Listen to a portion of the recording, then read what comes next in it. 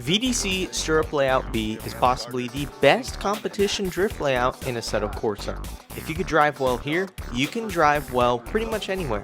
Last time I drove here though, I didn't qualify, which is what you're seeing right now. But that was 2 years ago. And I'd say I've gotten a lot better, so let's get into learning how to drift VDC Sturup Layout B with a new, refreshed video format. But before we get into it, like and subscribe and turn on that notification bell for more drifting content. Alright, let's get into it. Hope you guys enjoy. Let's take a look at a quick solo run.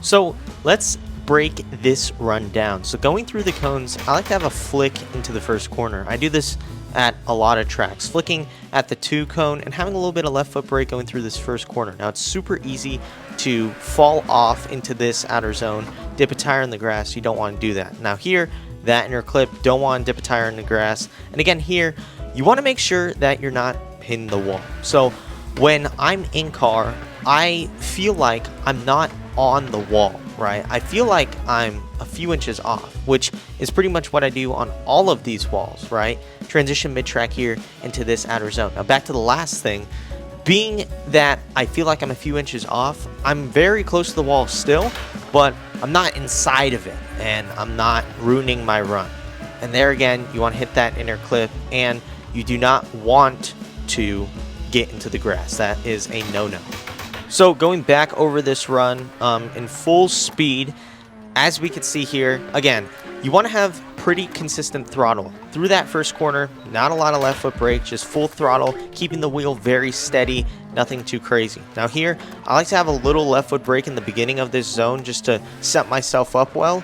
But for the most part on these 2 back-to-back walls, super easy to hit the walls. Just want to use a lot of throttle to push the car forward. And if you get that last wall right, you'll get that inner clip right.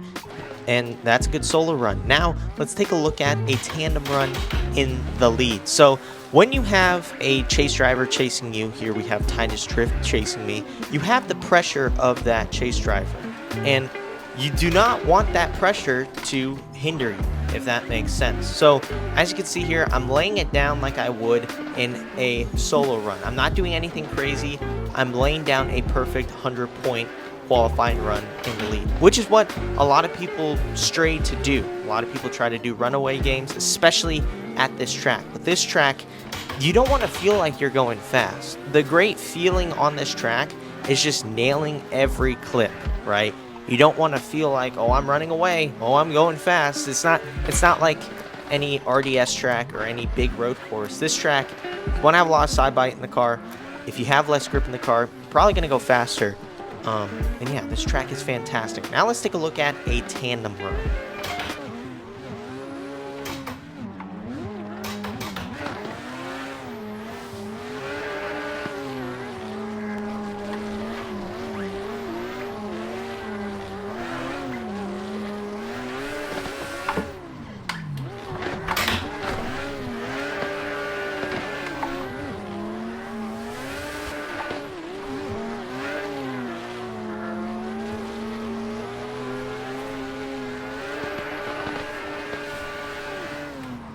Alright, let's really break down this tandem run. So there's a couple things to know when it comes to tandeming on this track. First thing is the initiation, right? Here, the lead driver can run away if you give too much space because a lot of it is just momentum. You're using a lot of momentum. So here, you want to be sure that you're on the door, right? You're not letting them get away. You are right there, whether that means cutting the line a little bit, not being full throttle, whatever that may be. Next is this next wall. Now here, it's super easy to get too far behind the car and slam into the wall. Throughout this entire track, you want to be aiming your car towards the front tires of the lead car. So what this means is you want to position the car not on the door, so looking at your front, right, or left fender, putting it on the door, but more so onto the front tire. So throughout the entire run, let's talk about those things. So coming into the first corner, you want to make sure that you're super close, using a lot of momentum, because the lead driver is also using momentum. You might have to have a little bit of left foot brake, and coming through that inner clip, outer zone, making sure you're staying on the front tire. Now that inner clip, both of the inner clips, you don't want to be too far forward where you're going to drop a tire, which is a no-no.